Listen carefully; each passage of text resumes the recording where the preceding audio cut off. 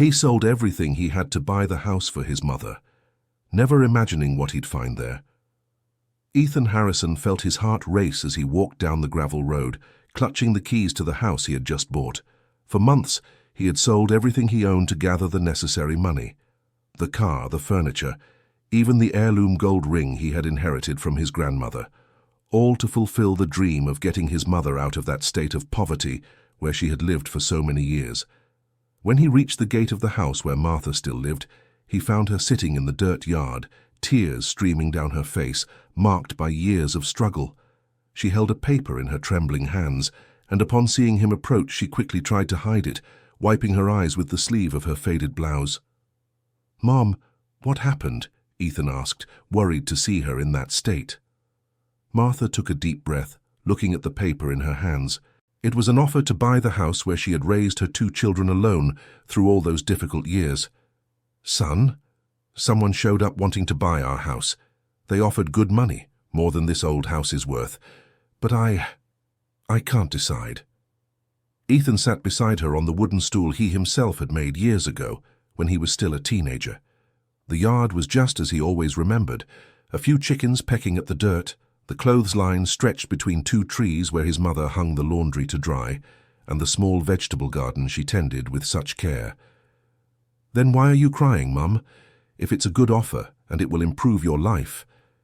"It's just that this house holds all our memories, Ethan. It was here that you took your first steps, spoke your first words. It was in this yard that you and Caleb played catch and flew kites." Martha gently stroked the paper. "How can I just walk away and leave all this behind?" Ethan felt a tightness in his chest. He knew every corner of that house, every loose floorboard, every crack in the wall. It had been his refuge during childhood, the place where his mother comforted them when they came home from school after facing teasing from classmates for wearing patched clothes. "Mum, I have a surprise for you." He took the keys from his pocket, trying to control his emotion. "I managed to save up and bought a new house, a proper house, where you can live in comfort." Martha's eyes widened in shock and joy. She held her son's hands, feeling the calluses he had developed from working construction jobs since he was very young. "My dear boy, but how? You didn't have all that money." "I sold everything, Mom. The car, the furniture, even Grandma's jewelry. I worked day and night doing overtime, all so you could have a better life." Ethan showed her the keys. "The house has 2 bedrooms, a spacious living room, a large kitchen, and even a small yard where you can have your garden." Martha began to cry again, but this time from emotion and pride. She hugged her son tightly, feeling all the love he had poured into that gesture. "Where is this house, son?" Ethan showed her the paper with the address he had written down. "It's on Maple Avenue, number 47, a lower middle-class neighborhood, but much better than here. It has pavement, streetlights, and the neighbors seem like good people." Martha took the paper, and her face instantly paled. She looked again at the purchase offer she had received, and then at the address Ethan had written. "Son, this address." Her voice came out trembling. "What about it, Mom?" "It's the same address as the purchase offer I received today. Maple Avenue, number 47. She showed both papers to Ethan. "You bought our own house." Ethan was in a state of shock. He took the papers from his mother's hands and checked the addresses several times. There was no possible mistake. He had bought exactly the same property that someone was offering to buy from his mother. "This doesn't make sense, Mom. You've always lived here in this house. How can it be the same address?" "Son, I think I need to tell you a story I've never told before." Martha stood up and walked to the front door of the house. "Come with me. Let's go over there and see what's happening." The walk to Maple Avenue took only 15 minutes on foot. When they arrived at number 47, Ethan was stunned. The house was completely different from how he had visited it with the realtor the previous week. What was once an old, poorly maintained building was now renovated and painted in light colors. The garden had been tended to, and flowers were planted along the fence. "Mom, I swear when I came here with the realtor, the house was in a very different state." Martha walked slowly to the gate, touching the green painted iron. "Ethan, this is the house where you were born. It's where we lived for the first 7 years of your lives." "What do you mean? I remember our house from forever, and it's the one we just left. No, son. You were very young when we moved. Caleb was only 3, and you were 5. Martha opened the gate with one of the keys Ethan had received. After your father left, I couldn't afford the rent for this house anymore. The landlord gave us some time to find another place, and that's when we got that little house where we've lived until today. Ethan entered the backyard behind his mother, trying to process that information. As they walked toward the front door, some flashes of memories began to surface in his mind. A strange feeling of familiarity came over him, as if that place was awakening memories that had been dormant for decades. I remember an apple tree here in the yard. Ethan pointed to a corner where there was a small apple tree. And that flower bed over there where you used to plant herbs. You really do remember, my son, Martha smiled sadly. You used to help water the little plants every afternoon when I got home from work. They entered the house using the keys Ethan had received. The interior was completely renovated, but the layout was exactly as he was beginning to remember. The spacious living room, the kitchen with a large window overlooking the backyard, and the 2 bedrooms connected by a hallway. Why did you never tell us about this house? Because it hurt too much to remember, son. These were the happiest years of our family here, before everything fell apart. Martha walked to the kitchen window, looking out at the backyard. After we left, I tried to forget this place. It was easier to move forward than to keep dwelling on the past. Ethan explored the renovated house, trying to reconcile the emerging memories with the renewed environment. In the room that must have been his and his brother's, he found a small mark on the wall where they had drawn with crayons as children. The mark was painted over, but the outline was still visible. Mom, who renovated this house? And why didn't the realtor say it was our old house? I don't know that either, son. The young woman who came to make me the offer said she represented the new owner, but didn't give many details. They continued exploring the house. In the bathroom, Ethan remembered taking baths in a small plastic tub. In the living room, he recalled the nights when the family would gather to watch television on a small old set. Each room awakened more memories that had been stored in the back of his mind all those years. Do you remember the name of the realtor who approached you? She said her name was Chloe, a young woman, very polite. She left a business card with me. Martha took a simple business card from her purse. Ethan noted down the phone number and promised to call to clarify the situation. Meanwhile, they decided to check if there was anything else in the house that could explain the mystery. In the last room, which should have been the mother's room, Ethan noticed there was an attic. A wooden folding ladder provided access to the small space under the roof. He had never remembered that attic during his childhood. Mum, do you remember storing anything up there? Yes, there were some boxes with photographs and old documents. In the rush of the move, I ended up forgetting to take them. I thought the owner had thrown everything away after so many years. Ethan climbed the ladder carefully. The attic was clean and organized, unlike what he would expect from a space abandoned for decades. In the corner, he found 3 well-preserved wooden boxes, each with a handwritten label. Harrison Family, 1995-2002. Dear listener, if you are enjoying the story, please take a moment to like and especially subscribe to the channel. It helps us a lot as we are just starting out. Now continuing. He carefully brought down the first box. Martha received it with trembling hands, as if holding a lost treasure. When she opened it, they found dozens of photographs yellowed with time. The first photos showed Ethan and Caleb when they were very young, playing in the backyard of that same house. There were pictures of the family gathered in the living room, celebrating simple birthdays, but full of joy. In many photos appeared a man Ethan did not immediately recognize. Who is this man, Mom? He appears in almost all the photos. Martha was silent for a long moment, looking at the photographs. Her hands trembled slightly as she ran her fingers over the images. Your father, Ethan. But you always said our father was a distant uncle, who visited the family from time to time. I lied, son. Martha's voice came out almost as a whisper. This man in the photos is John David, your real father, the father of you both. Ethan felt the world spin around him. All the stories he had grown up hearing about his father collapsed in an instant. His whole life, he had believed he had been abandoned by a man who simply didn't want to take on the responsibility of being a father. Why did you lie to us all these years? Because it was easier for you to think you had been abandoned by someone distant than to know the truth about what really happened. Martha took more photos from the box, showing intimate family moments.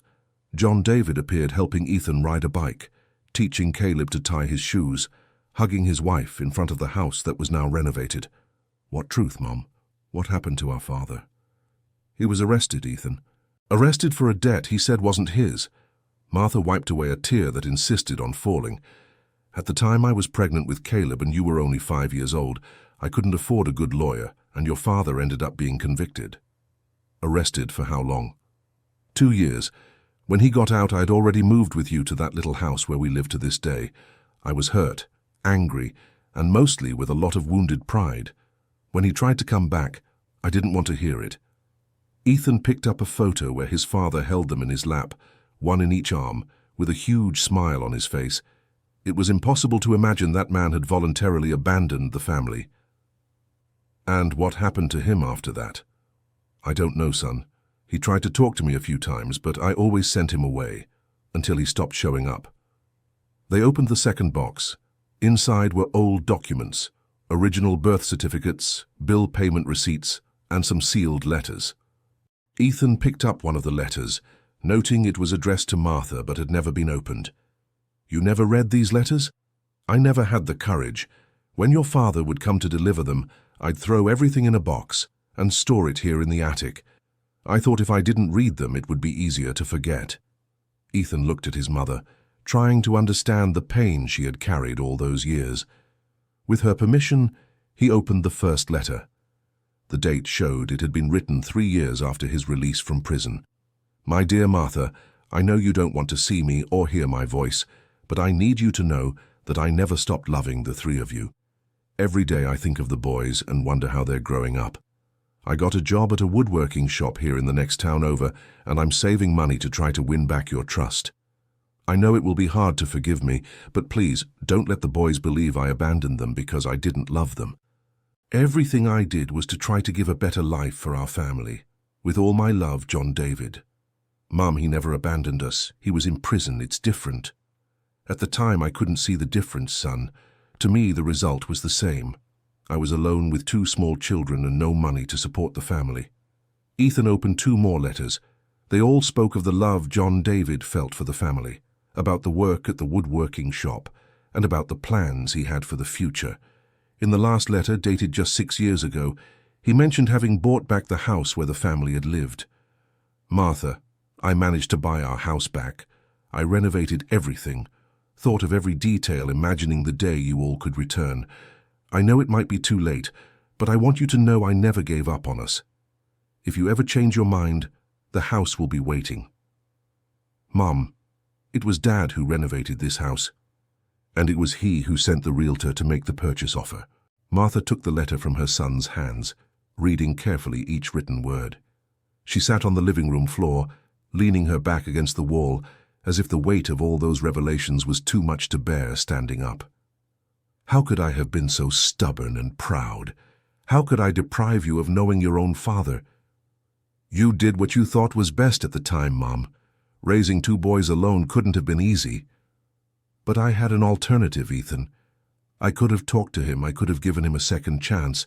Instead, I chose to hold on to resentment and feed my wounded pride. They opened the 3rd box. Inside were old toys of Ethan and Caleb, some baby clothes Martha had kept, and a large sealed envelope with the name "For My Sons" written on the cover. Ethan opened the envelope carefully. Inside was a more recent letter and several photographs of an older man working in a woodworking workshop. The man in the photos was graying with wrinkles around his eyes, but he was clearly the same John David from the old photographs. The letter was dated just 2 months ago. My dear sons, Ethan and Caleb, if you are reading this letter, it means you finally found the boxes I left in the attic of our old house. I know you grew up believing I abandoned you, and I can't blame your mother for that. At the time, she was hurt and afraid, but I want you to know that never at any moment in my life did I stop loving you. I worked all these years to save money and buy back our house. I renovated every room thinking of the day we could reunite as a family.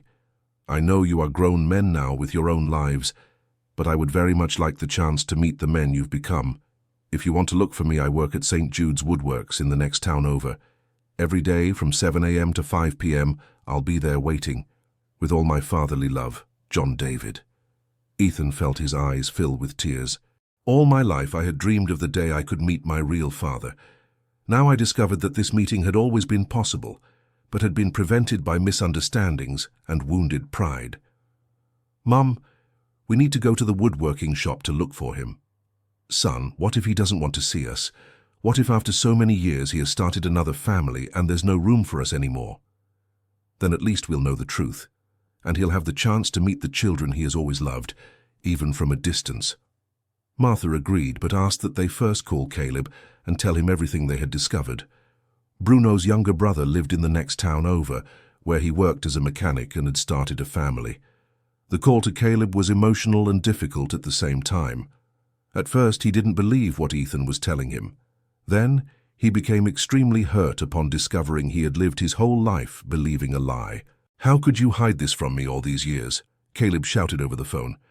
"I had the right to know that my father didn't abandon me." "Caleb, calm down. Mom did what she thought was best at the time." "What she thought was best?" "Ethan, I grew up my whole life thinking I wasn't good for anything, that my own father didn't find me worthy enough to stay. That shaped my entire personality, all my relationships." The conversation lasted over an hour. Caleb alternated between anger, sadness, and disbelief. In the end, he decided to come to town the next day to see the letters and photographs in person. That night, Ethan stayed in the old house with his mother. They set up mattresses in the living room and talked until late, going over all the memories that had been rediscovered. "Son, I'm afraid to meet your father after all these years." "Why, Mom?" "Because I know I'll have to ask for forgiveness for taking from him the chance to see you grow up, and I don't know if I'll be able to forgive myself for that. You were young, alone, and scared. Any mother in your situation could have made the same decision." "But I had clues that he was innocent, Ethan. Some people in the neighborhood commented that he had been unfairly accused, but I was so hurt that I didn't want to investigate." The next morning, Caleb arrived with his wife and their 2 small children. When he saw the photographs and read the letters, he broke down in tears. His wife, Sarah, comforted her husband, while trying to explain to the children why Daddy was crying. "Daddy is emotional because he found out his grandpa is alive and wants to meet you." Sarah hugged the small children. "Did you know you had a great-grandfather?" The children, a 6-year-old girl named Lily and a 4-year-old boy named Noah, were excited at the possibility of meeting another family member. "Are we going to visit Great-Grandpa today?" Lily asked, full of anticipation. The family decided to go to St. Jude's Woodworks that same afternoon. The next town over was just an hour away by bus. During the trip, everyone was nervous and anxious. When they arrived at the woodworking shop, they found a small but well-organized establishment. There were furniture pieces displayed in front, all made with care and attention to detail. A sign on the door read, "John David, Custom Furniture, 30 years of experience." Ethan took a deep breath before entering. Inside the workshop, a man with graying hair and a leather apron was working intently on a wooden table. When he heard the footsteps, he looked up, and immediately his eyes widened. "Ethan?" The man's voice came out trembling with emotion. "Dad?" Ethan approached, still not fully believing he was standing before his father after so many years. John David dropped his tools and walked toward his son. They hugged tightly, both crying, unable to speak for several minutes. Caleb approached and was soon included in the family embrace.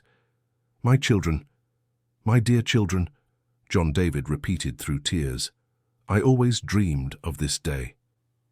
Martha stood still in the doorway of the woodworking shop, watching the children reunite with their father. When John David saw her, he stopped crying and grew serious. "Martha." "John David." She approached slowly. "I ask for forgiveness for all those lost years." "You don't need to ask for forgiveness, Martha. You did what you thought was best to protect our children."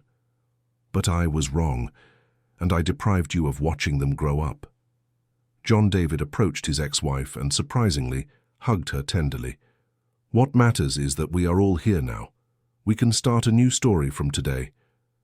Sarah approached with the children. John David was moved to discover he was a great-grandfather, and that he had missed not only his children's childhoods, but also the births of his grandchildren. "What are your names?" He knelt to be at the children's height.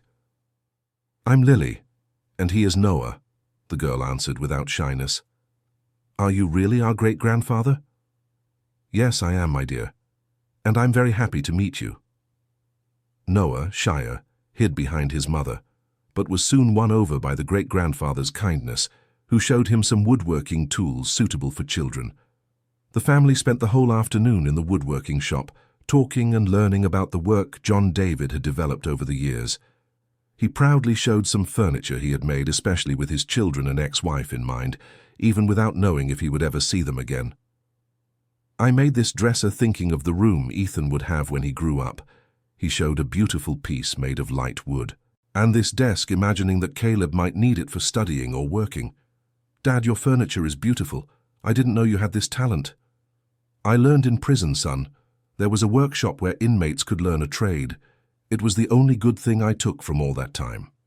John David told the family about the years he spent in prison, about how he had been falsely accused of stealing money from the company where he worked, and about how he later discovered the real culprit was another employee.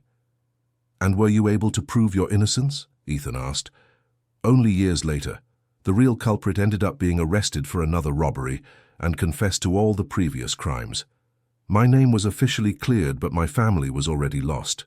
Not lost, Dad, just waiting for the right moment for us to meet again." When night fell, John David closed the woodworking shop and invited the whole family to dinner at his house. It was a small and simple house, but very well kept. On the walls were photographs he had enlarged from those that had been in the attic. "Dad, these are the pictures that were in the boxes." "Yes, when I renovated our old house, I scanned all the photographs and had them printed. That way I could see you all every day, even if only in pictures." During dinner, prepared with great care by John David, the family talked about the lost years, about plans for the future, and about how they could make up for the time they hadn't been together. "Dad, why didn't you look for us directly? Why did you set up this plan with the real estate agent?" "Because I was afraid of being directly rejected. I thought if Martha was interested in selling the current house to the new owner of the old house, it would be a way for you to find out about me without feeling pressured." "And who is the agent Chloe? Does she really exist?" John David smiled for the first time since the reunion. "Chloe does exist. She is... well, it's complicated to explain." At that moment, the door to the house opened, and a young woman of about 25, brunette with a shy smile on her face, entered. "Hi, Dad." She greeted John David and looked curiously at the family gathered around the table. "Chloe, come meet my children and my ex-wife. Everyone, this is Chloe, my adopted daughter." The silence at the table was absolute for a few seconds. Ethan, Caleb, and Martha looked at the young woman in surprise. "Adopted daughter?" Martha asked. "Yes, I met Chloe 5 years ago when she was homeless. She had lost her parents in an accident and had nowhere to go. I offered her work at the woodworking shop and later legally adopted her." John David put his arm around the girl's shoulders. "She helped me a lot in overcoming the sadness of being away from you all." Chloe sat at the table, still shy in the situation. "I'm sorry for all that real estate agency act. The idea was mine. I worked part-time at a real estate broker's and convinced my dad to let me carry out the plan." "So you were the one who sought out our mother to buy the house?" Caleb asked. "I was.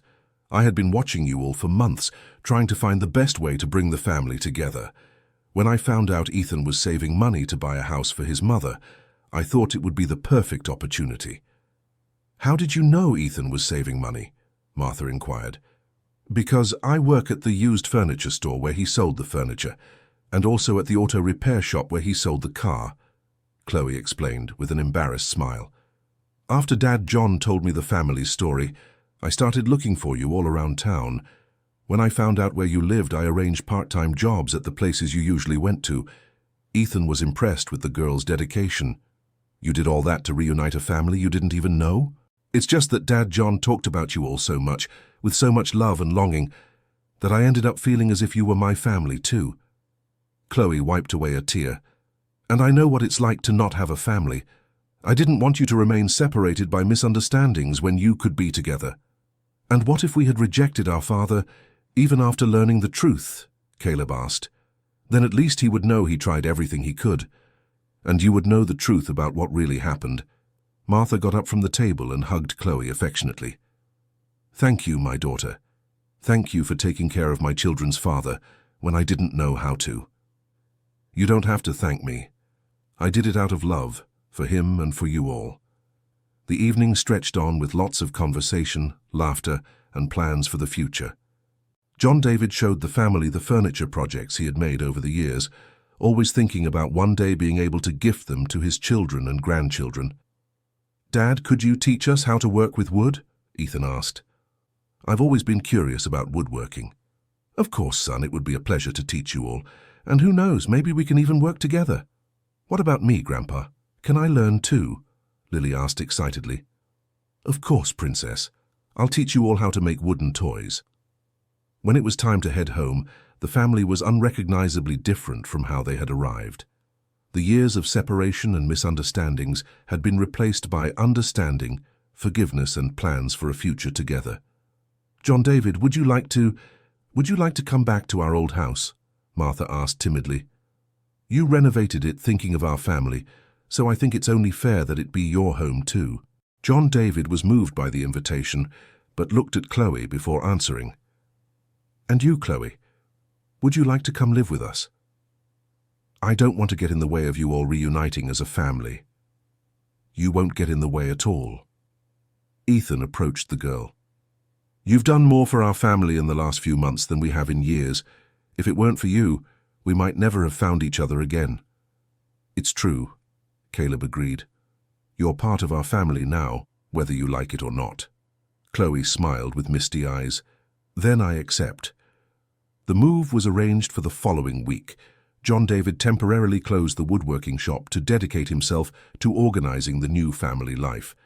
Chloe quit her part-time jobs, since she would no longer need to investigate the family secretly. Dear listener, if you are enjoying the story, please take a moment to like and especially subscribe to the channel. It helps us a lot as we are just starting out. Now continuing. During the moving preparations, more revelations came to light. Chloe showed the family a notebook where she had written down everything she had discovered about them over the months of observation. She knew about Ethan's jobs, about Caleb's family, about Martha's habits, and even about each one's dreams and fears. Isn't that a bit invasive? Caleb asked, flipping through the notebook. Perhaps, but I wanted to be sure you were good people before reuniting the family. It would be no use bringing everyone together if you were bad people who would only make Daddy John suffer more.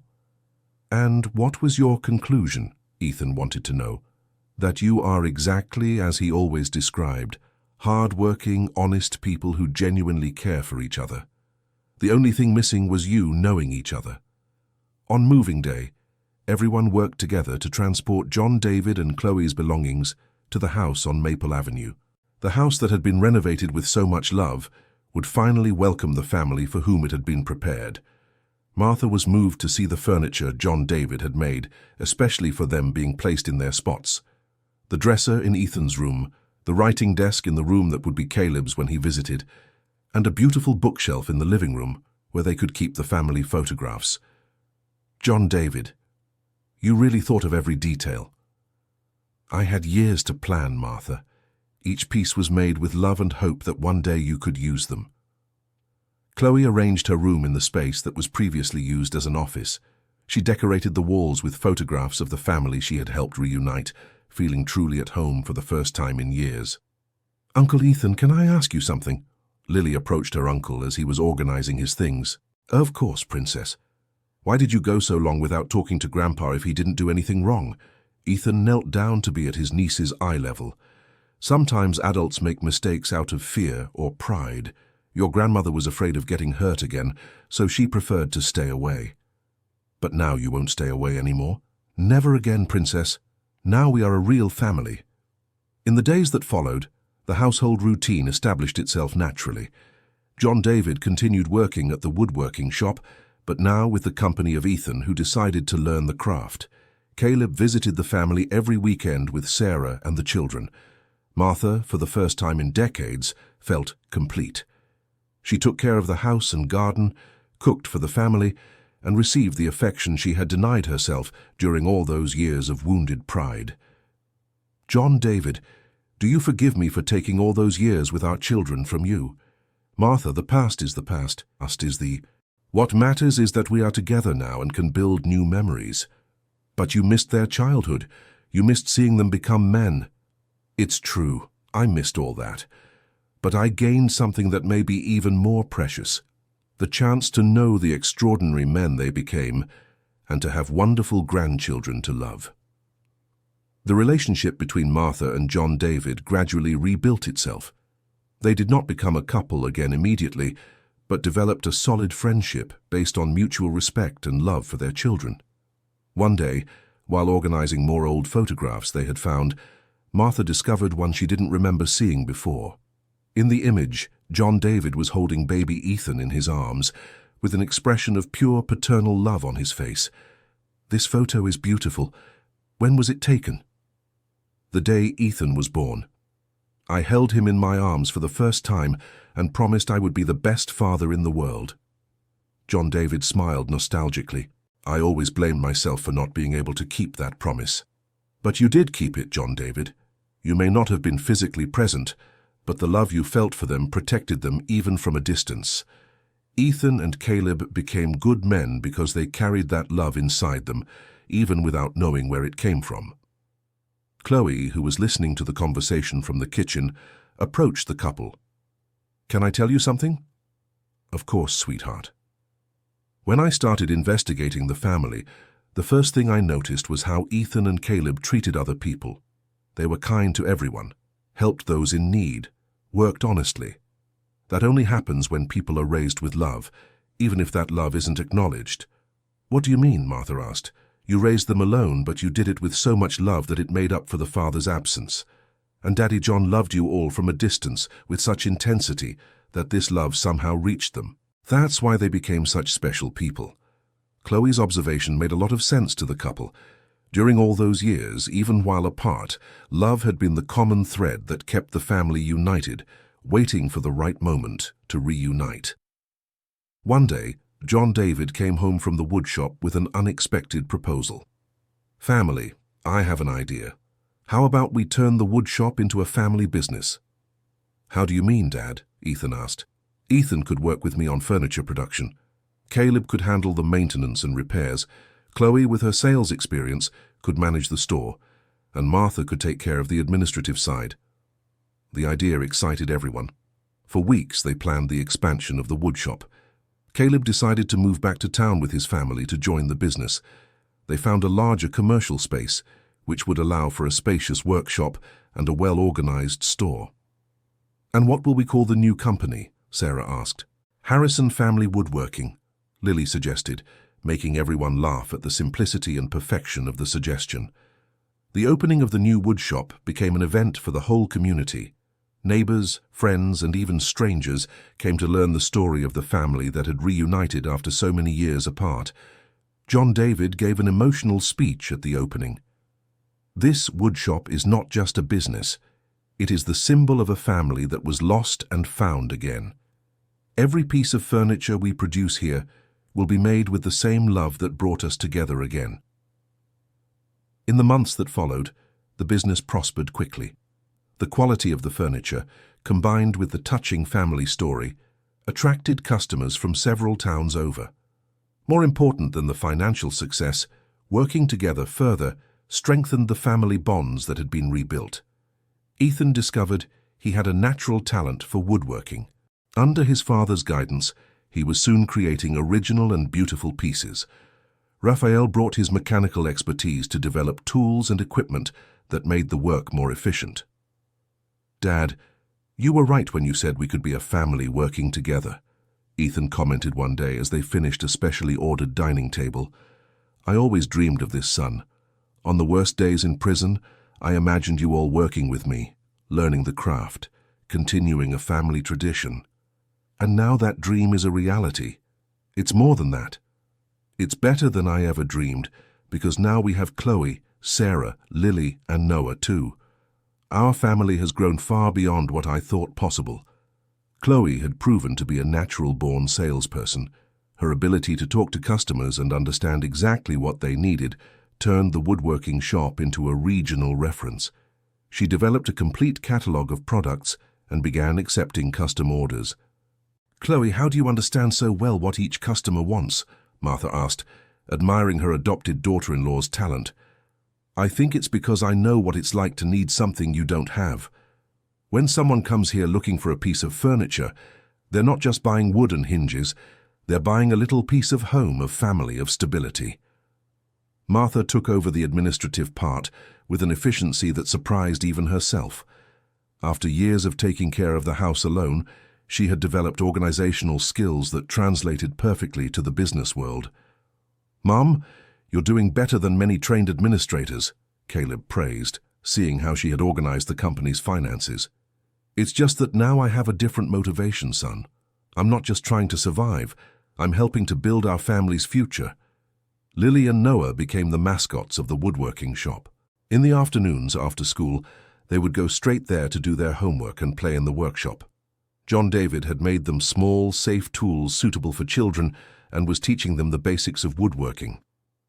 "Great-grandpa, when I grow up, can I work here too?" Noah asked, focused on sanding a small piece of wood. "Of course, my grandson. If you want, there will always be a place for you here." "And can I be the boss?" Lily asked, making everyone laugh. "You can be whatever you want, princess. This woodworking shop was made for our family, and our family includes both of you." 1 year after the woodworking shop's opening, the family decided to throw a party to celebrate not just the business's success, but especially the first anniversary of the family reunion. The party was held in the backyard of the house on Maple Avenue, which had become the center of family life.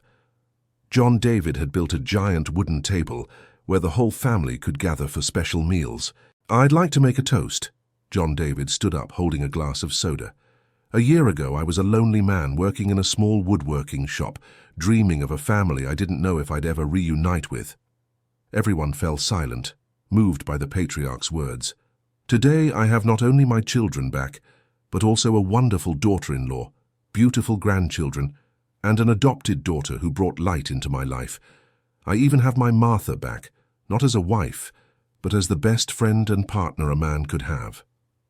Martha wiped away a tear, touched by her ex-husband's words. "Ethan, thank you for selling everything you had to buy a house for your mother. Without that act of love, we might never have reunited. Caleb, thank you for coming even though you were hurt, and for deciding to give us a chance to explain everything. Martha, thank you for forgiving me and for raising our children with so much love during all those difficult years. Dad," Ethan tried to speak, but he was too emotional. "And Chloe, my dear daughter, thank you for orchestrating this whole crazy plan that brought us together. Thank you for taking care of me when I was sad, and thank you for becoming the daughter I always wanted to have." Chloe stood up and hugged John David tightly. "Thank you for saving me when I had no one, Dad. And Sarah, Lily, and Noah, thank you for accepting this crazy grandpa into your lives and for bringing even more joy to our family." The toast was made with everyone crying from emotion. It was impossible to look at that reunited family and imagine that just 1 year before they didn't even know each other, separated by misunderstandings and wounded pride. After the party, while tidying up the house, Martha found John David sitting alone in the backyard, watching the stars. "May I keep you company?" "Of course, Martha." They stayed silent for a few minutes, just appreciating the tranquility of the night and the satisfaction of being surrounded by family. "John David, can I ask you something?" "Anything you want." "Did you ever forgive me for keeping you away from the boys all those years?" John David turned to look her in the eyes. "Martha, there's nothing to forgive. You were protecting our children the only way you knew how.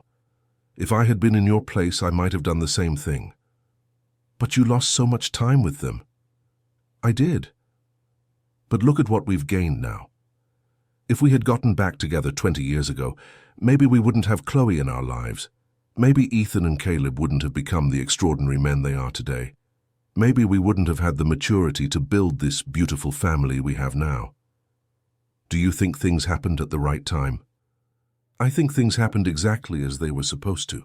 It wasn't easy, but it was necessary. Martha moved closer to John David and for the first time in decades held his hand.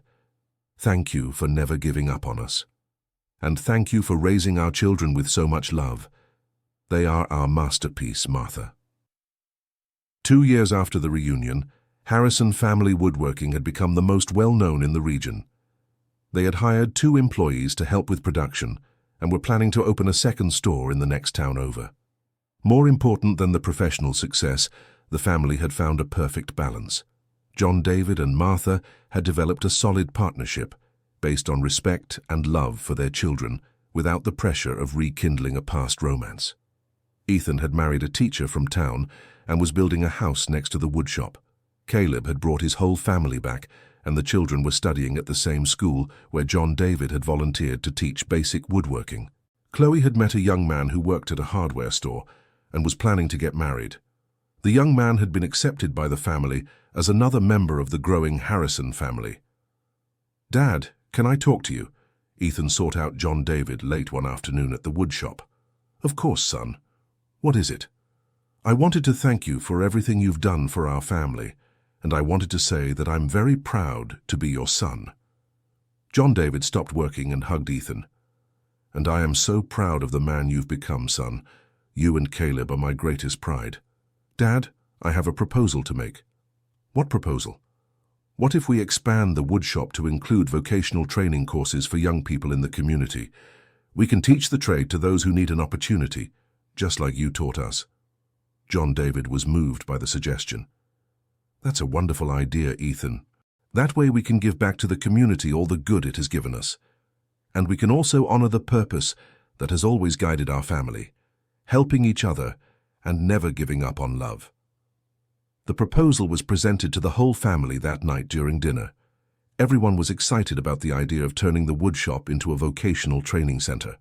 "We could call it the Harrison Family Project, Second Chances," Chloe suggested. "After all, our whole family got a second chance to be together." "And I can help with English and math classes for the young people," Ethan's wife offered. "And I can teach basic mechanics," Caleb added.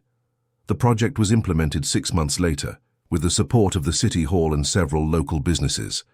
The first class had 15 youths from underprivileged families, all eager to learn a trade that could change their lives. On the day of the first class's graduation, John David gave a speech that moved everyone present. "Young people, today you are receiving not just a course completion certificate, you are receiving an opportunity to build a better life for yourselves and your families. But remember, the most important thing is not the technique you learned, but the values you must carry through life." "What values are those, Mr. John?" one of the graduates asked. "Never give up on the people you love. Forgive the mistakes of others and your own. Work with honesty and dedication. And above all, remember that a family isn't just those who share the same blood, but those who share the same love." After the ceremony, the Harrison family gathered to celebrate another victory. The house on Maple Avenue was full of people: children, grandchildren, sons-in-law, daughters-in-law, friends, neighbors, and the newly graduated youths who had practically been adopted by the family. "Martha, do you remember when you thought this house held only sad memories?" John David asked, observing all the joy around them. "Yes, I remember. And look how mistaken I was. This house wasn't holding sad memories. It was just waiting for the right moment to fill up with happy memories again. And now it's overflowing with joy. And it will stay that way for many generations, I'm sure. Dear listener, if you're enjoying the story, please take a moment to like and especially subscribe to the channel. It helps us a lot as we're just starting out. Now continuing. That night, after all the guests had left, the immediate family gathered in the living room to talk about plans for the future. Lily, now 8 years old, had become a little leader in the family, always proposing new ideas and projects. "Great-grandpa, can I suggest something?" "Of course, Princess. What do you have in mind?" "How about we make a book telling our family's story? That way other families who are separated can get inspired to reunite too." The girl's suggestion was met with enthusiasm by everyone. Chloe, who had developed writing skills through her work at the woodworking shop, offered to write the story. But I'll need everyone's help to tell the details of each part of the story. During the following months, the family gathered every night to remember and record each important moment of the journey that had brought them there.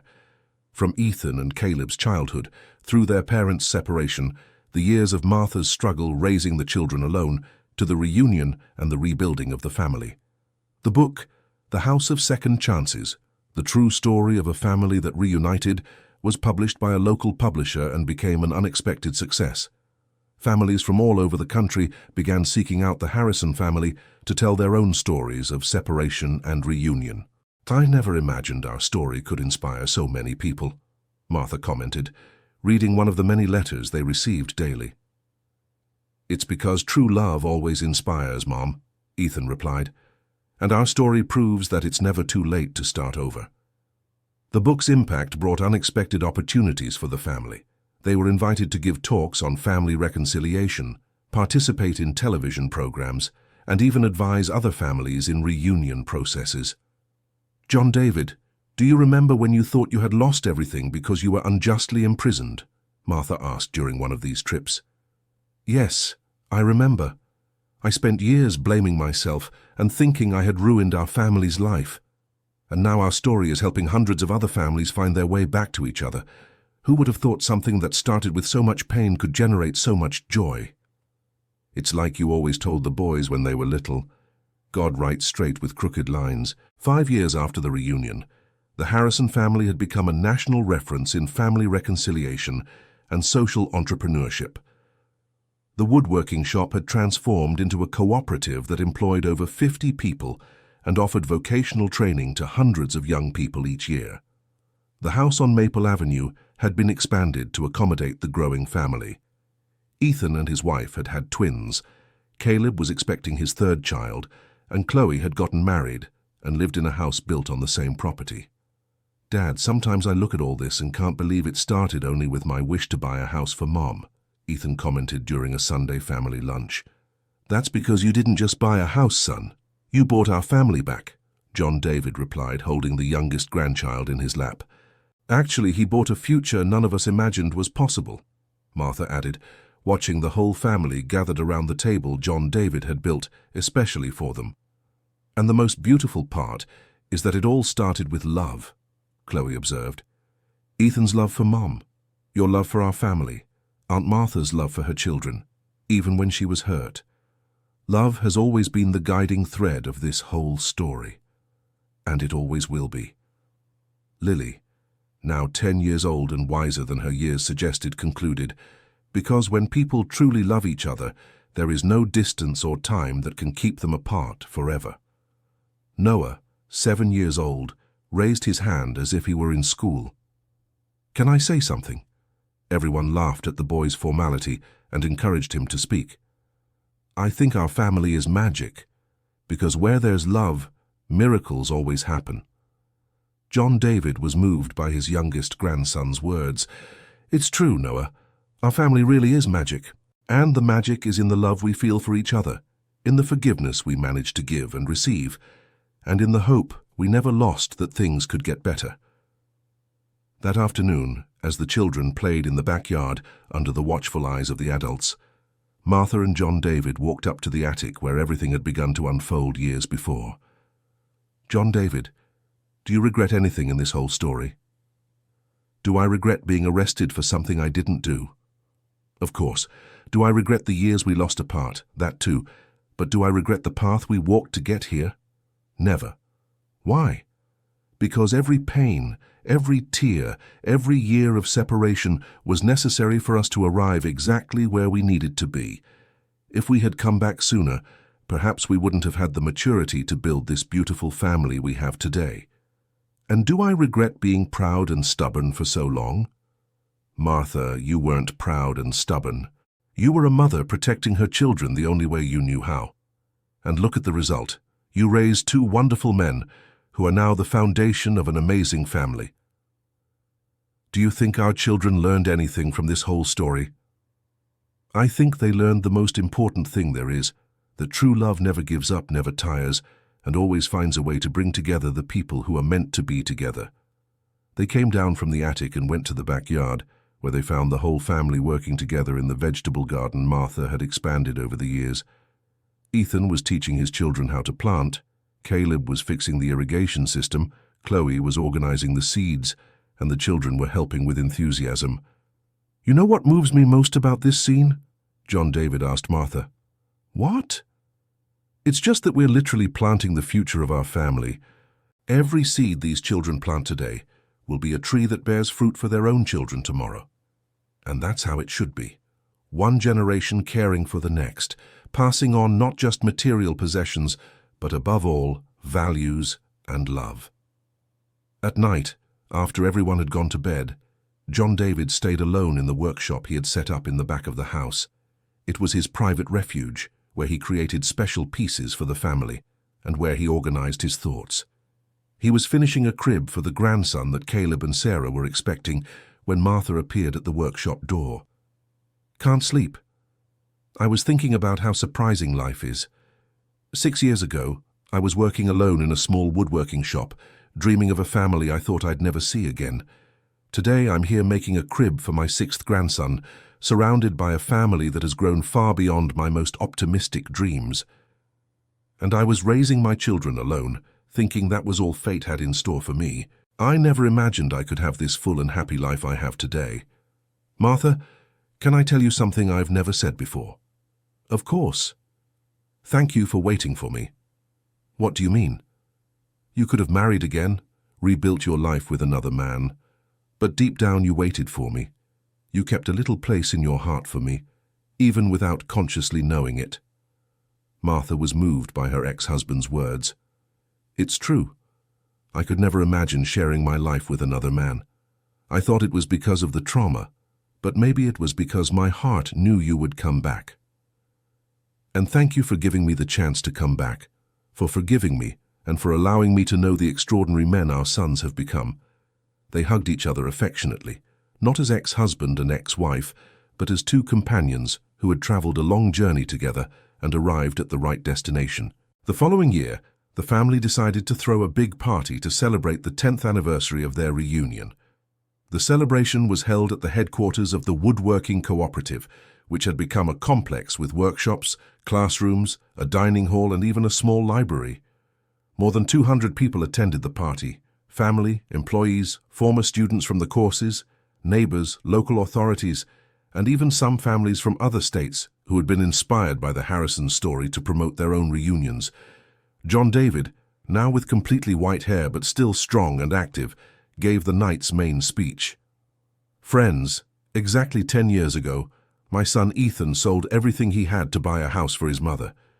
He didn't imagine that this house was the same place where our family had been happy years before, and even less that this act of love would trigger a series of discoveries that would change our lives forever."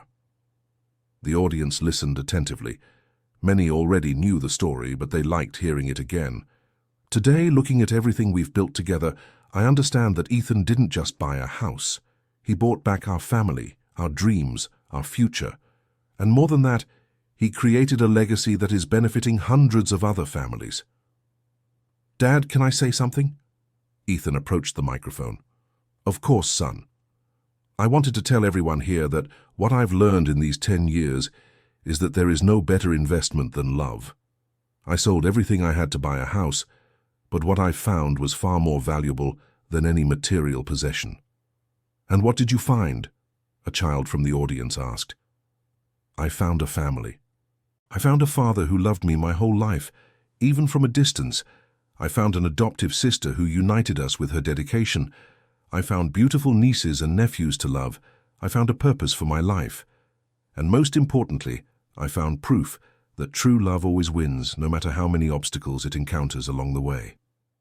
The party continued late into the night, with lots of music, dancing, and stories being told. The children played freely, supervised by the entire community that had become one big extended family. Lily, now 12 years old and showing impressive maturity, approached her great-grandfather during the party. "Great-grandpa, can I ask you something?" "Always, princess." "Do Do you think our story is already over, or are there still more chapters to write? John David smiled at the depth of his granddaughter's question. Our story will never end, Lily. Every day we live together, every child born into the family, every young person who graduates from our courses, every family inspired by our story to find their way back to each other. All of these are new chapters being written. And what do you think the next chapter will be? I think the next chapter will be about you children growing up and building your own families, carrying forward the values you learned here, and about us adults, continuing to work so that other families have the same opportunities for reconciliation that we had. And do you think we'll always stay together? Our bodies may separate us one day, Princess, but the love we've created here will keep us united forever. That's what makes a family immortal, the love that passes from generation to generation. 2 weeks after the party, the family received news that would once again change the course of their lives. A major national publisher wanted to turn their book into a television series, and a prestigious university invited them to create a program of study on family reconciliation. Once again, our lives are going to change completely, Martha commented during the family council that gathered to decide on the proposals. Not completely, Mom, Caleb observed. Our essence will remain the same. We'll continue to be a family that loves each other and works to help other families. We'll just have a bigger platform to do it. And do you think we should accept? John David asked. I think we should accept, but with conditions, Chloe said. We have to make sure our story is told respectfully, and that any money from it is used to expand our social projects. I agree with Chloe, Ethan said. We can't forget that our goal was never to become famous or rich. It was always to help other families reunite. The family decided to accept the proposals, but established clear conditions about how the story would be told and the destination of the financial resources. All the money would be directed toward creating a National Institute for Family Reconciliation. The Harrison Family Institute, never too late to start over, Lily suggested the name, once again surprising everyone with her maturity. Perfect, Princess, John David hugged her. You have a special talent for naming our initiatives. The following months were intense. The filming of the television series brought camera crews to the next town over, temporarily turning the family's life into a real cinematic production. They insisted that the story be filmed in the actual locations where everything happened: the house on Maple Avenue, the woodworking shop, the old house where Martha lived with the children. It's moving to see our story recreated like this, Sarah commented, watching the actors who portrayed the family. And at the same time, it's strange to see other people living our most intimate moments, Caleb added. But it's for a good cause, Martha reminded them. If our story on television helps more families reunite, any discomfort is worth it. During the filming, many details of the story that had been forgotten over the years were remembered. The series script had been written based on lengthy interviews with each family member, and often these interviews brought up memories that were stored deep in the heart. John David, during the filming, did you remember anything you had forgotten? The series director asked in one of the interviews. I remembered many things, but mostly I remembered how stubborn and proud I was too. For years, I blamed only Martha for the separation, but I never took my share of the responsibility. What responsibility? I could have insisted more. I could have found a way to prove my innocence faster. I could have been more understanding of the fear and pain Martha was feeling. Instead, I waited for her to take the initiative to reconcile us. And how do you see that today? Today, I see that we both made mistakes out of pride. We both suffered because of that pride, and we both learned that love is more important than being right or being hurt. The series aired 2 years after filming and became a national phenomenon. Families from all over the country began to draw inspiration from the story to promote their own reunions. The institute created by the Harrison family couldn't handle all the requests for help they received daily. I never imagined our little story could have such a big impact, Martha said, reading some of the hundreds of letters that arrived weekly. That's because it's not a little story, Mum, Ethan replied. It's a universal story. Every family has its conflicts, its misunderstandings, its separations. Our story proves there's always hope for reconciliation. And it also proves that true love never dies, Chloe added. It may lie dormant, it may be misunderstood, it may be wounded, but it never completely dies. 15 years after the reunion, the Harrison family had become an international reference in family reconciliation. The institute they created had branches in several states across the country and had helped over 10,000 families reunite. The house on Maple Avenue had become a small family compound, with several houses built on the same land to accommodate the 3 generations living there. At the center of the compound, the original house remained as a symbol of family unity and as the location for the weekly family meetings. "John David, do you remember when you thought you had lost your family forever?" Martha asked during one of these weekly meetings, watching the 12 grandchildren playing in the yard under the watchful eyes of their parents. "Yes, I remember. And now I look at all this and think that maybe it was necessary to lose in order to truly learn to value. And do you regret anything? Do I regret the lost years? Of course. But do I regret the journey? Never.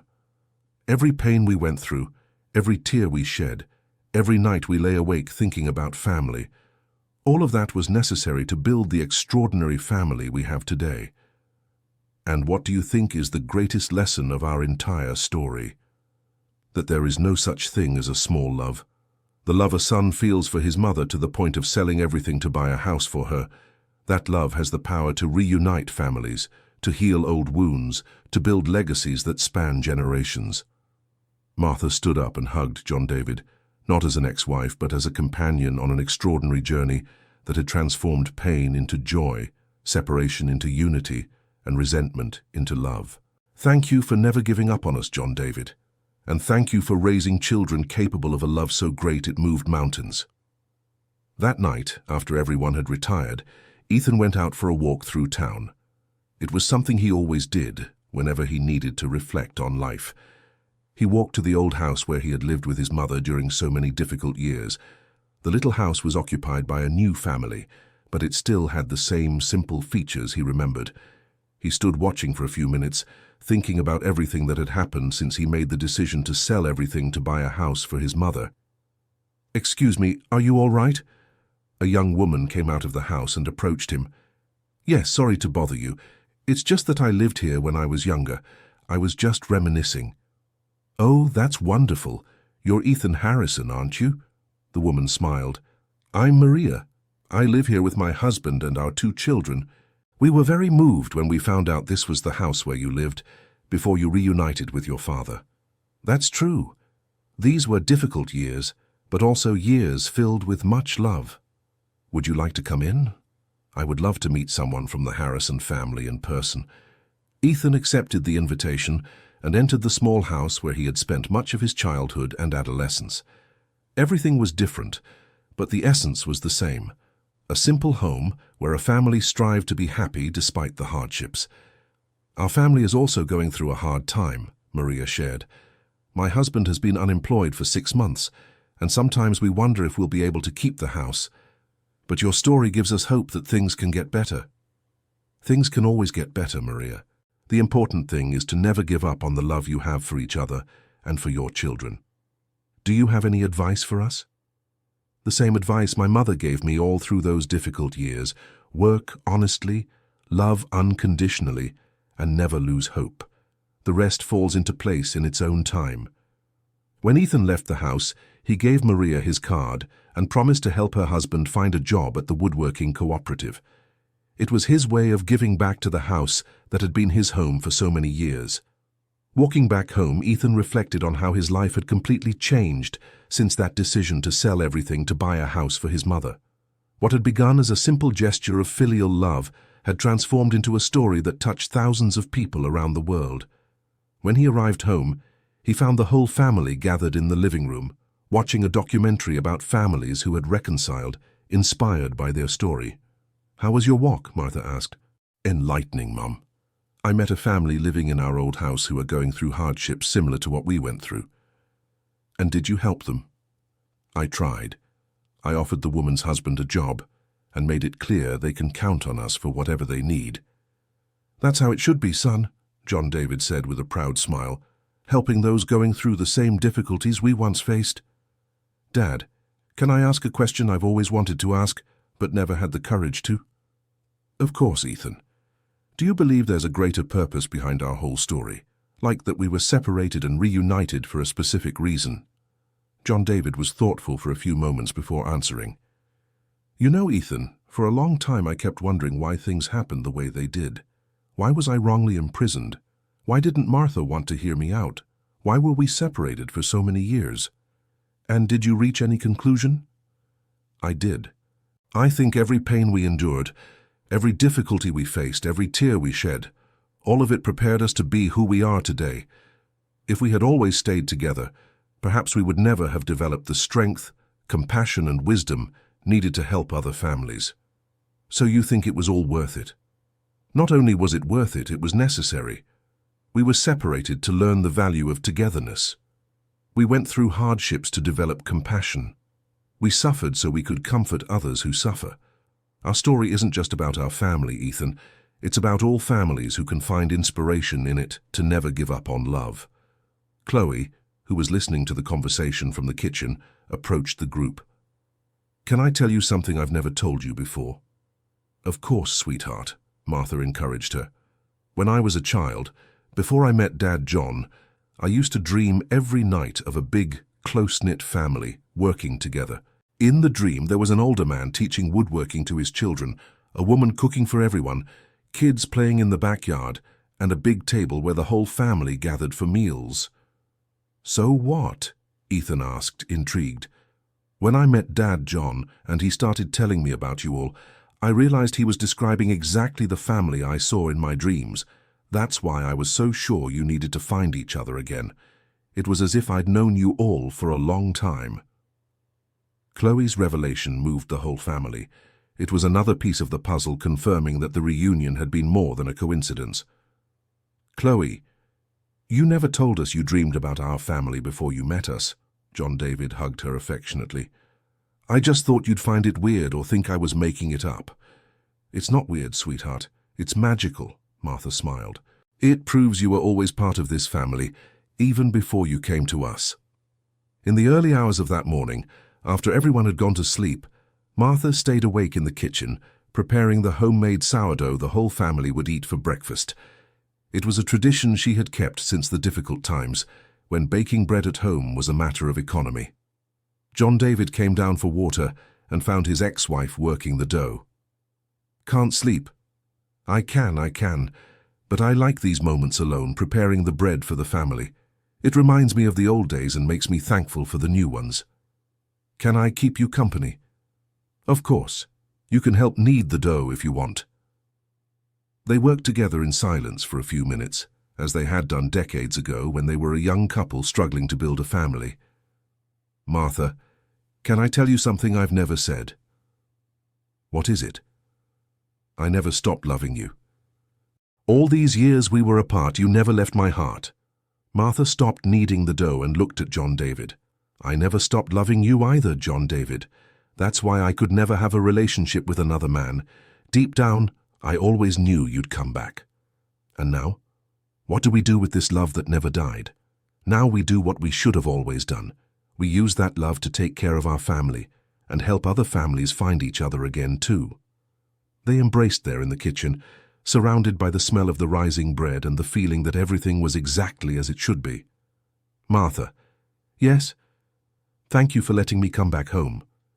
This was always your home, John David, and it always will be. The next morning, during the family breakfast, Lily asked a question that took everyone by surprise.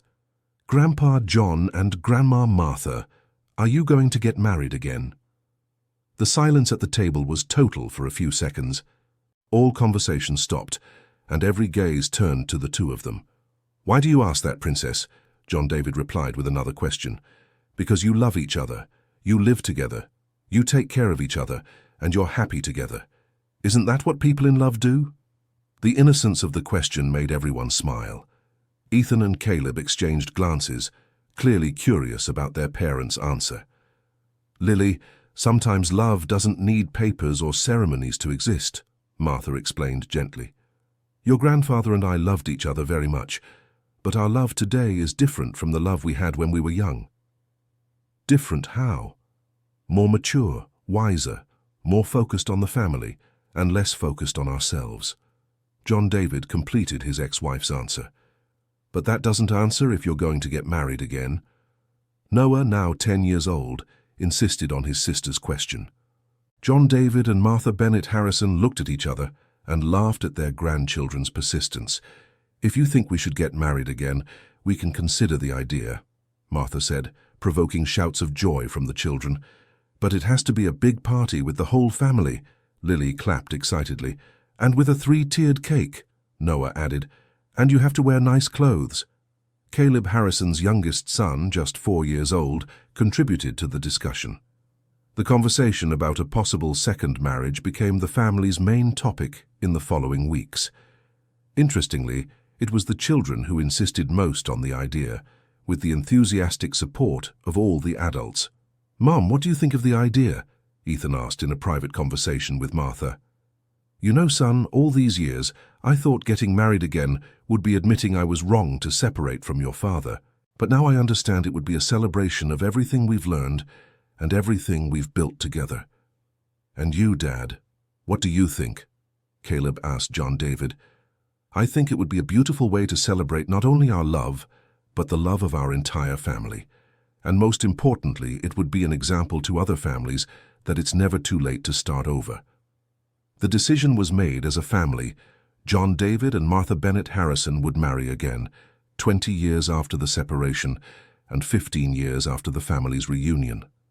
The wedding was planned to be a grand celebration, not only of the couple's love, but of the entire journey the family had traveled.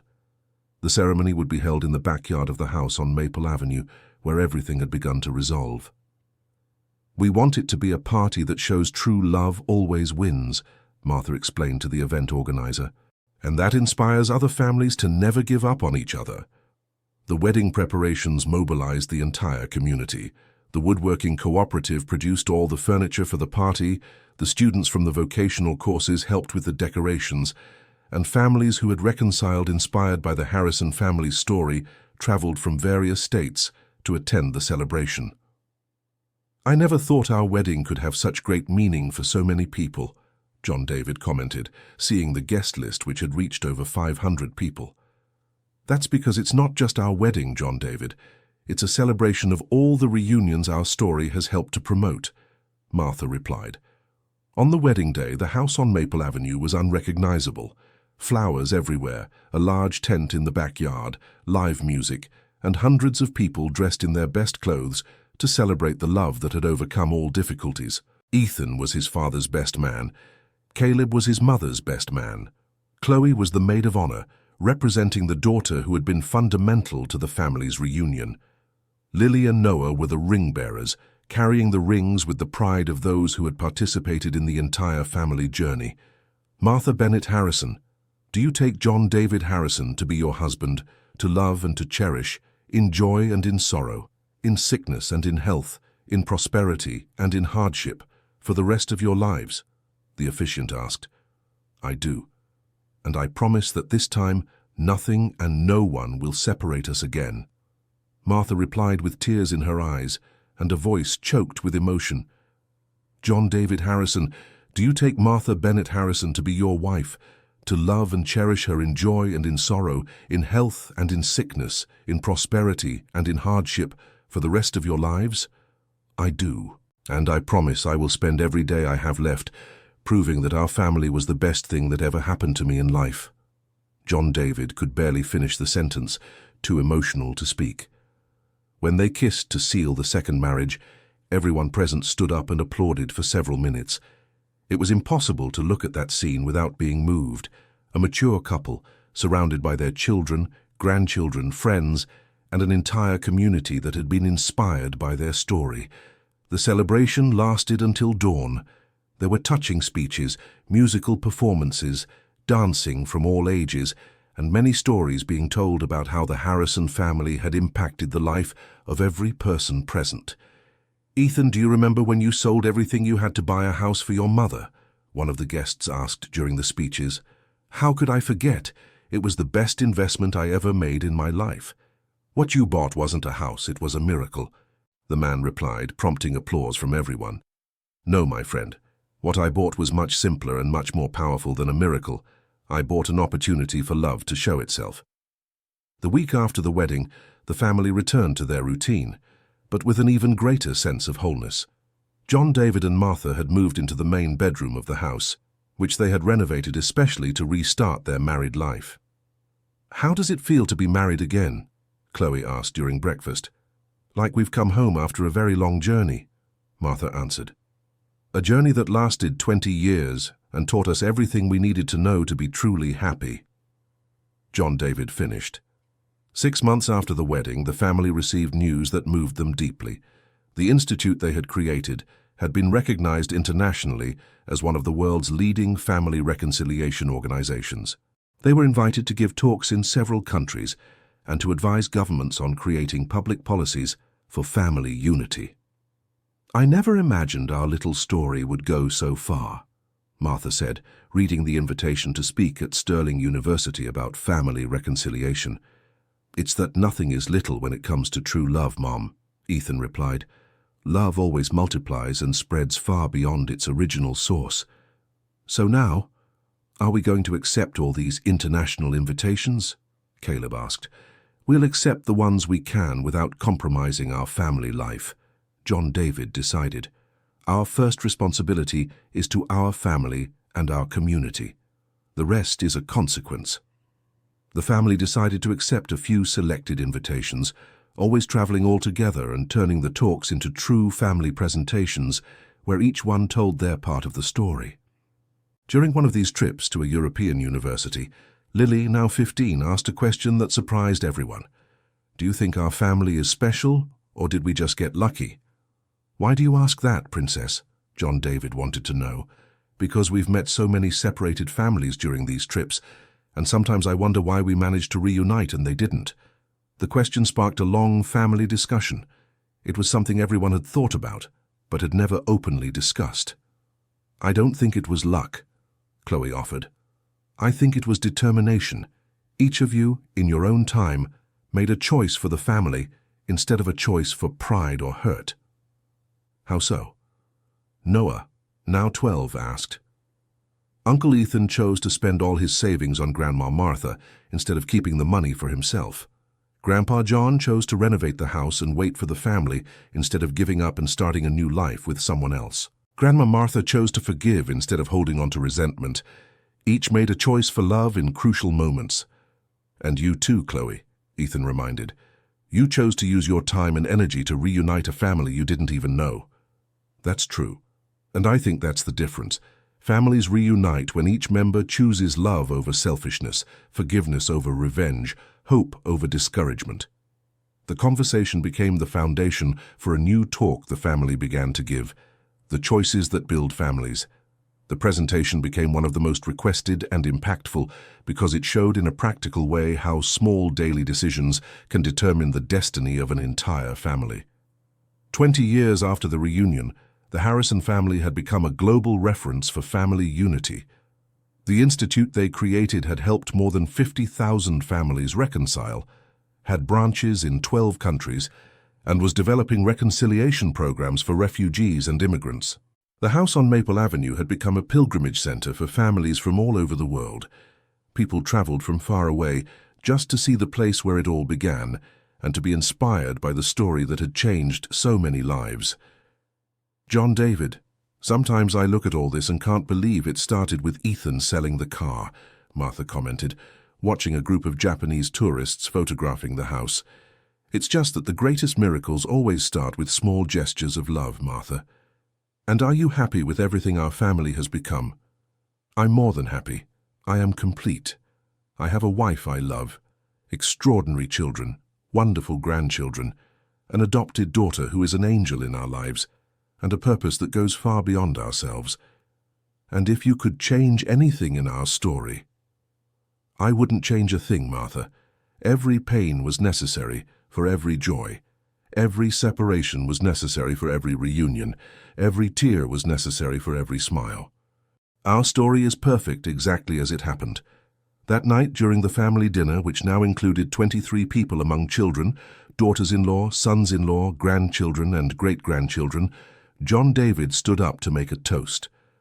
Family, exactly 20 years ago, my son Ethan sold everything he had to buy a house for his mother. He didn't know he was buying back our history, our future, and the opportunity for tens of thousands of other families to reunite as well. Everyone fell silent, moved by the patriarch's words. Today, looking at all of you gathered at this table, I understand that Ethan didn't just buy a house. He bought a legacy of love, forgiveness, determination, and hope that will pass from generation to generation. Dad, can I say something? Ethan stood up. Of course, son. When I sold everything I had to buy that house, I thought I was making the biggest sacrifice of my life. Today I understand I was making the best investment anyone can make, investing in family. And what was the return on that investment? Lily, now a young university student studying family psychology, asked. The return was immeasurable. I gained a father, a sister, brothers-in-law, nephews, and a family that grew far beyond what I could imagine. More than that, I gained a life purpose and the certainty that love always wins. And what would you say to someone who is thinking of giving up on their own family? Noah, now a 16-year-old teenager, interested in following the family's footsteps in social work, wanted to know. I would say, never give up. No matter how long you've been apart, no matter how much hurt exists, no matter how difficult reconciliation may seem, true love always finds a way, but sometimes we need to take the first step. The dinner ended with everyone embracing, renewing their commitment to always prioritize family above any differences or difficulties that might arise. A few months later, the family received an unexpected proposal. A major film production company wanted to make a movie about their story, with worldwide distribution and a cast of big stars. Another opportunity to take our message to the entire world. Chloe, now the executive director of the Institute, presented the proposal to the family. But it also means exposing our private lives even more, Caleb pondered. Do you think it's worth it? If the movie helps more families reunite, any exposure is worth it, Martha decided. Our story is no longer just ours. It belongs to all the families who can benefit from it. The family decided to accept the proposal, but again setting strict conditions on how the story would be told and the destination of the financial resources. The movie, The House of Second Chances, was released 2 years later and became a worldwide success. The Harrison family story moved millions of people around the planet and inspired a global wave of family reconciliations. Do you realize your story changed the world? A journalist asked during a press conference after the movie's world premiere. Our story didn't change the world, John David replied. It just reminded the world of something that was always there, the transformative power of love and forgiveness. And what message would you like to leave for the families watching the movie? That it's never too late to start over, Martha answered. That pride and resentment are enemies of happiness, and that every family deserves a second chance. And a third, and a fourth, as many as needed, Ethan added, provoking laughter and applause from the audience. 25 years after the reunion, the Harrison family was gathered to celebrate the silver anniversary of John David and Martha's second marriage. The party would be held at the same location as the wedding, but now the family had grown to over 40 people. During the celebration, Lily, now a psychologist specializing in family therapy, gave a speech that moved everyone present. Grandparents, when I was a child, you taught me that family isn't just who you're born with, but who chooses to stay together. Today, seeing our family gathered, I understand you taught me life's most important lesson. What lesson is that, my granddaughter? John David asked. That true love is a daily choice. A choice to forgive, to understand, to support, to be present. You chose to love each other every day for these 25 years, and that's why our family is strong. And what do you intend to do with that lesson? Martha wanted to know. I intend to pass it on. I'm already helping other families through my work as a psychologist, and I know Noah will continue the work at the Institute. Our generation will ensure your legacy continues to impact lives for a long time to come. Noah, now a social work graduate working directly at the Institute, approached his great-grandparents. "Great-grandpa John and great-grandma Martha, I wanted to thank you for teaching me that there are no impossible family problems to solve. There are only families who gave up too soon." "And what have you learned working with other families?" John David asked. "I learned that our story isn't unique because it worked out. It's unique because you chose to fight for it until it did. Many families have the opportunity to reconcile, but few have the necessary determination." That night, after all the guests had left, John David and Martha were alone in the backyard, watching the stars as they had for decades. "John David, are you satisfied with the life we've built?" "More than satisfied, Martha. I'm grateful. Grateful for every difficult moment that made us stronger, for every joy we could share, and especially for having learned that true love is always worth fighting for." "And what do you hope for in the coming years?" "I hope to keep seeing our family grow and prosper. I hope to see our great-grandchildren become wise and compassionate adults. And I hope our story continues to inspire other families all over the world." "Do you think we've left a good legacy?" "Martha, we've left the best legacy a family can leave. We proved that love always wins, that it's never too late to start over, and that every family deserves to fight for its unity." Martha moved closer to her husband and held his hand, intertwining their fingers as they did when they were young. "Thank you for coming home, John David. Thank you for waiting for me, Martha. I will always wait for you, in this life and in all the others. And I will always come back to you, because it's by your side that I find my true home." They stood there embracing under the stars, two hearts that had been lost and found each other again, two lives that had become one, two loves that had overcome time, distance, and all difficulties. The next morning, the family routine began again, as always. John David at the woodworking shop teaching the younger ones, Martha taking care of the house and preparing meals for the whole family, Ethan working on expanding the family business, Caleb coordinating the vocational training courses, Chloe running the institute, Lily seeing her families in therapy, Noah visiting underprivileged communities to identify families in need of help, each in their role, but all united by the same purpose, keeping alive the legacy of love and reconciliation that had transformed not only their lives, but the lives of thousands of other families around the world.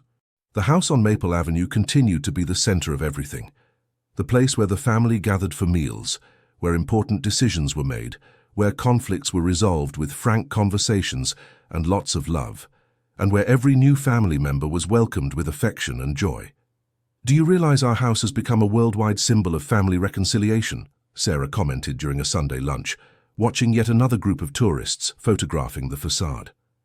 "It's strange to think our house has become a tourist spot," Caleb laughed. "It's not strange, it's moving," Chloe corrected. "It means our story has given hope to millions of people.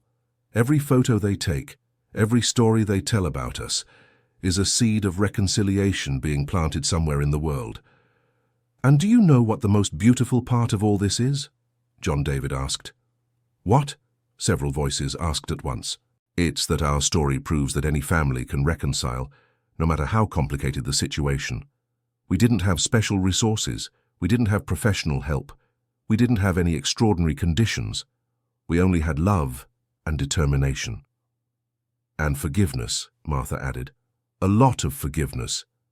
"And patience," Ethan completed. "And hope," Caleb included.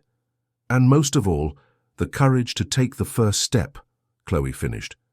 This conversation became the basis for the Harrison family's last great contribution to the worldwide family reconciliation movement, a book called The 5 Pillars of Reconciliation: Love, Forgiveness, Patience, Hope, and Courage. The book, written collectively by the entire family, became a practical manual for families wishing to reconcile. Each chapter told a part of the Harrison family's story, but also included practical exercises, reflections, and guidance based on the experience of helping thousands of other families. "This book is our final contribution to the world," John David said at the launch. "After 3 decades helping families reconnect, we've managed to systematize everything we learned into a methodology any family can follow." "And what is the secret to family reconciliation?" a journalist asked. "There is no secret," Martha answered. "There is work. Family reconciliation is a daily job of choosing love over pride, forgiveness over revenge, understanding over judgment. And above all, it's having the humility to recognize that we all make mistakes and we all deserve a second chance," Ethan added. The book's success was immense. Translated into more than 40 languages, it became required reading in family therapy courses around the world, and inspired the creation of family reconciliation centers in dozens of countries.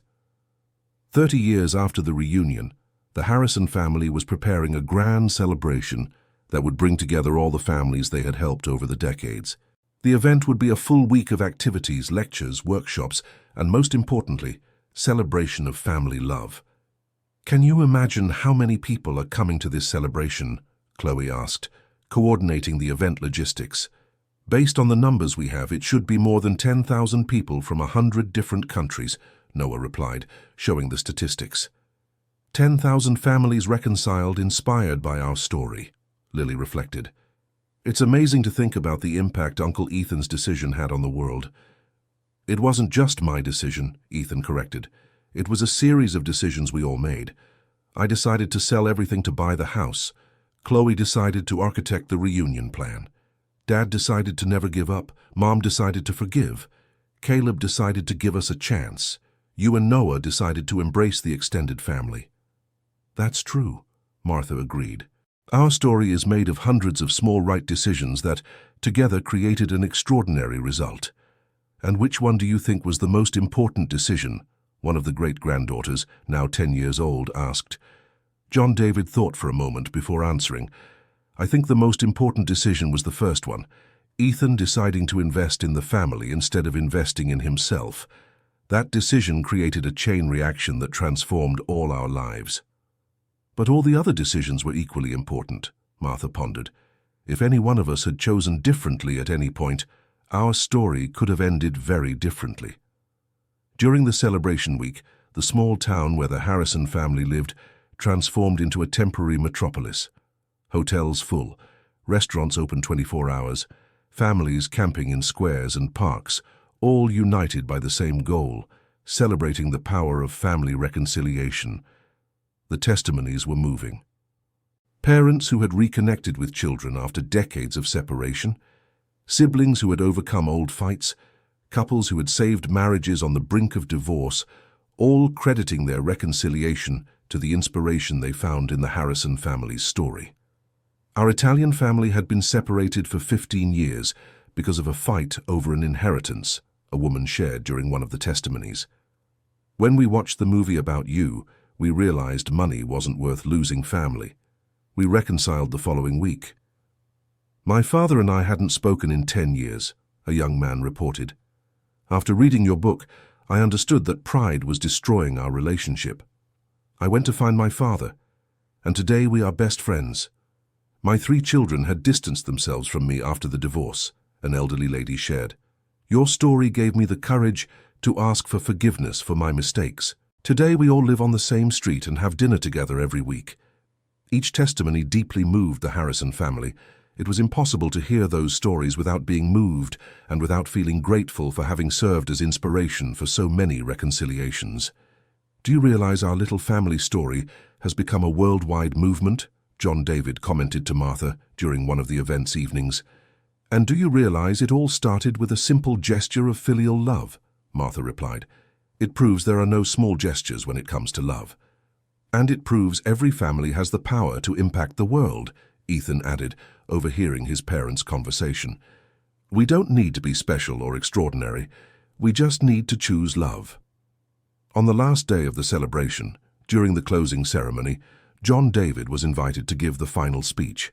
At 85 years old, his voice still firm and his gaze bright with someone who had found life's meaning, he addressed the 10,000 people present. "Friends, dear families, when Ethan sold everything he had to buy a house for his mother, he didn't know he was changing the world.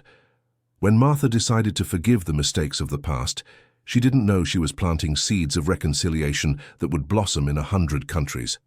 When each of us chose family over ego, We didn't know we were creating a movement that would transform millions of lives. The crowd listened in reverent silence, moved by every word.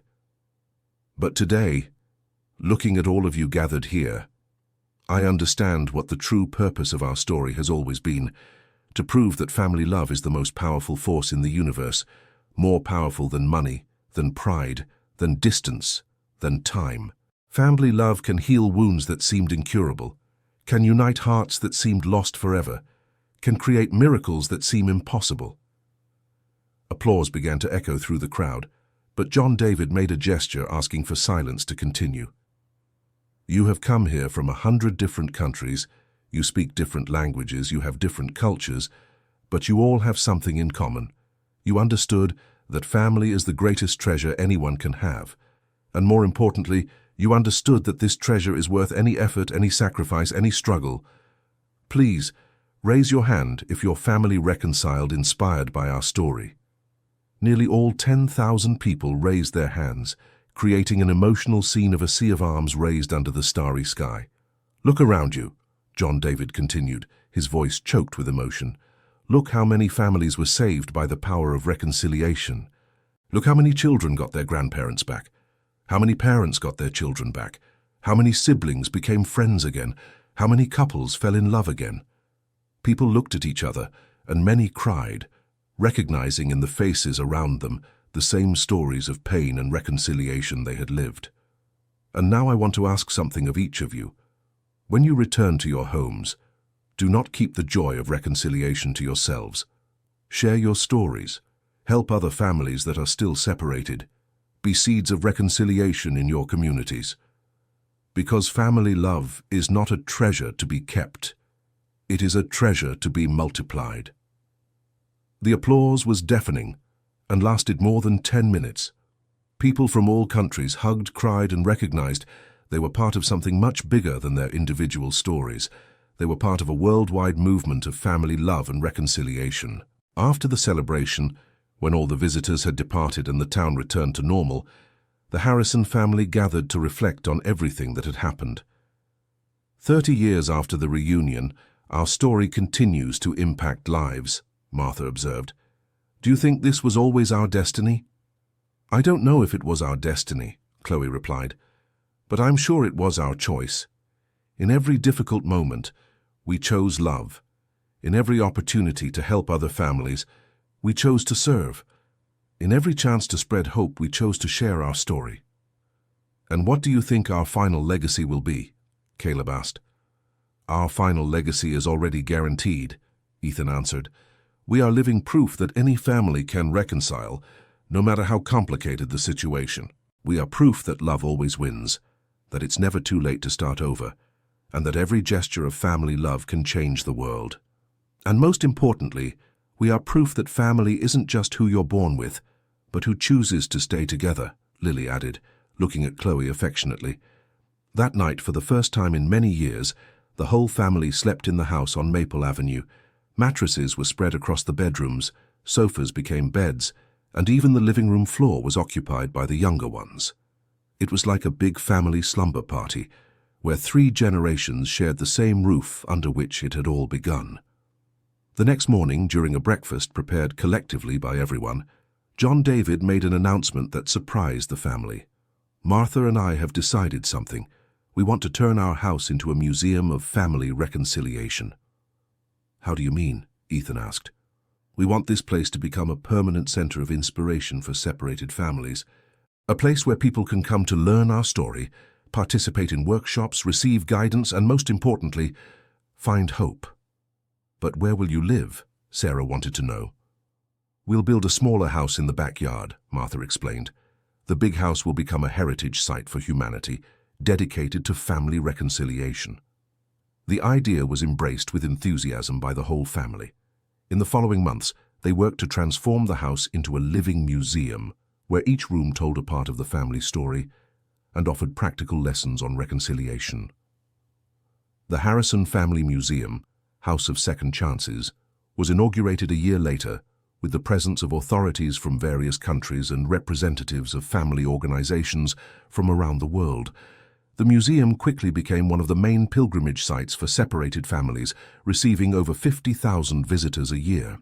"I never imagined our house would become a museum," Caleb commented, watching a group of emotional tourists photographing the attic where the boxes with photographs had been found. "It's not just a museum, it's a temple of family love," Noah corrected, now the museum's director responsible for welcoming visiting families. "And every person who enters here leaves with more hope of reconciling their own family," Lily added, coordinating the therapeutic workshops held weekly at the museum. 5 years after the museum's inauguration, John David and Martha celebrated their 90th birthdays, surrounded by a family that had grown to over 60 people, including children, grandchildren, great-grandchildren, and extended family. The birthday party was held in the museum's garden, turning the date into a public celebration of the longevity of family love. 90 years of life, 40 of which were dedicated to proving that family love is indestructible. Ethan made an emotional toast to his parents. "Thank you for never giving up on us and for teaching us that family is forever. Thank you for turning our personal story into a universal message," John David replied, holding Martha's hand. "Together, we managed to prove that every family deserves to fight for its unity." "And what advice would you give to families who are still estranged?" a journalist covering the event asked. "The same advice we've always given. Never give up," Martha replied. "It doesn't matter how long you've been apart. It doesn't matter how deep the hurts are.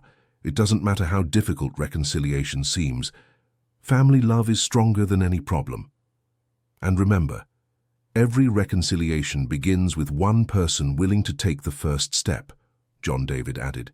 "Be that person. Don't wait for the other to take the initiative. Pride is the enemy of family happiness." That night, after all the guests had left, John David and Martha were alone in the small garden of their new home, watching the activity at the museum that had been their home for so many decades. "John David, are you satisfied with what we made of our lives?" "More than satisfied, Martha. I am fulfilled. We managed to transform our pain into hope for millions of families.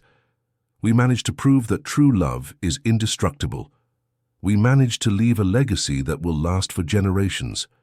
And if you could live it all over again, I would live it exactly the same. Every mistake, every success, every tear, every smile. Everything was necessary to build this extraordinary story that became a worldwide inspiration. I would also live it all the same," Martha agreed, "because I understood that there are no coincidences. Everything happened exactly as it should have, so that we could fulfill our purpose in life. And what was our purpose? To show the world that family love can overcome any obstacle, that it's never too late to start over, that every family deserves a second chance, and that small gestures of love can transform the world." 2 years later, at 92 years old, John David passed away peacefully in his sleep, holding Martha's hand. His last breath was taken in the same house where he had reunited with his family 3 decades before, surrounded by all those he loved. The funeral was transformed into a celebration of John David's life and legacy. Thousands of people traveled from all over the world to pay their respects to the man who had become a worldwide symbol of family reconciliation. "Dad hasn't left," Ethan said in the main funeral speech. "He has just moved on to the next phase of his mission, inspiring families from heaven, just as he inspired them from earth. And his work continues through each one of us," Caleb added. "Every family that reconciles, every person who chooses forgiveness over resentment, every gesture of family love is a continuation of the work Dad began." Martha, although deeply saddened by her partner's passing, found the strength to continue the work they had built together. At 92, she continued to actively participate in the museum's activities and personally counseled families who arrived seeking guidance. "Grandma, how do you find the strength to keep working after losing Grandpa?" Lily asked, concerned for her grandmother's health. "Because I know he didn't leave me alone, my granddaughter. He is with me in every family we help to reconcile, in every smile of a child who got their grandfather back, in every hug of parents and children who were reunited." "But don't you miss him?" "I miss him immensely, but I also feel immense gratitude that we had 40 years together after the reunion. Many couples never get the chance we had to rebuild their love on a more solid foundation. 1 year after John David's passing, Martha made a decision that deeply touched the entire family. She wanted to transform the room she had shared with her husband into a meditation and reflection space for couples in crisis. "I want other couples to have the opportunity John David and I had, the chance to rebuild their love with more maturity and wisdom," she explained to the family. The reconciliation room became one of the most sought-after spaces in the museum. Couples in crisis came from far away to spend a few hours in that environment, reflecting on their relationships and seeking inspiration to overcome their difficulties. "Grandma, you created something magical in this room," Noah observed, seeing how couples emerged transformed. "It wasn't me who created it, my grandson. It was the love that John David and I lived here. That love is still present in the walls, in the furniture, in the very air we breathe inside here." 5 years after John David's passing, Martha, at 97 years old, continued to be the active matriarch of a family that had grown to over 80 people. Her clarity was impressive, her energy contagious, and her wisdom sought by people from all over the world. "Great-grandma, what's the secret to living so long with such vitality?" one of the great-grandchildren asked during a family gathering. "The secret is to have a purpose greater than ourselves," Martha answered. "As long as there are separated families to help, as long as there are wounded hearts to heal, as long as there is hope to sow, I cannot rest." "And what do you consider our family's greatest success?" "The greatest success is not the awards we've won, not the worldwide recognition we've received, not the books we've written or the films they've made about us. The greatest success is that we proved an ordinary family can make an extraordinary difference in the world." That year, the Harrison family movement had spread to over 150 countries. Family reconciliation centers inspired by the family's story operated on every continent, and the methodology of the 5 pillars of reconciliation had become an international standard for family therapy. "Grandma, sometimes I look at all this and can't believe it started with Uncle Ethan wanting to buy a house for you," one of the granddaughters commented. "It's just that the greatest movements in history always start with simple gestures of love," Martha smiled. "What matters is not the size of the gesture, but the love behind it." During one of the last interviews she gave, at 98, Martha was asked what she considered the most important lesson from the entire family history. "The most important lesson is that there are no perfect families, but there are families who never stop fighting for their unity. We weren't special when we began this journey. We were just an ordinary family who refused to accept separation as final." "And what would you like to be remembered about your story?" "I would like it to be remembered that we proved every family can reconcile, no matter how complicated the situation. That we demonstrated true love never dies. It just sometimes needs to be rediscovered. And most of all, that we showed every person has the power to transform their family, and through it, transform the world." If you could give one final piece of advice to families all over the world: never give up on each other, never let pride be greater than love, never accept that separation is final, and most of all, always remember that family is the greatest treasure anyone can have in this life. Martha passed away peacefully at 99 in the same room where she had reconciled with John David decades before, surrounded by her entire family and whispering words of love and forgiveness to each person present. Her funeral was a worldwide celebration of the life and legacy she had built together with John David. Representatives from 150 countries attended to pay tribute to the woman who had become a worldwide symbol of family reconciliation. "Mom hasn't left us," said Ethan, now 70 years old and the family patriarch, in the keynote speech. "She has only gone to join Dad so they can continue inspiring families from a higher plane. Their work continues through each one of us and through every family that chooses love over separation." After the passing of the family founders, the work of family reconciliation continued through the following generations. Lily took over the museum's direction, Noah coordinated the International Institute, and the other family members dedicated themselves to expanding the movement to new areas and new countries. The Harrison family legacy had become immortal, Their story continued to inspire millions of families around the world, proving that true love is indestructible and that it is never too late to start over. The house on Maple Avenue, transformed into the House of Second Chances Museum, continued to receive thousands of visitors each year, all seeking inspiration for their own family reconciliation journeys.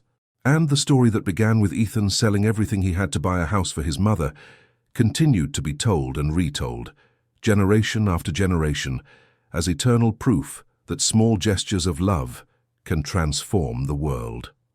End of story. This was a fictional story created to touch our hearts. Now tell us what you thought.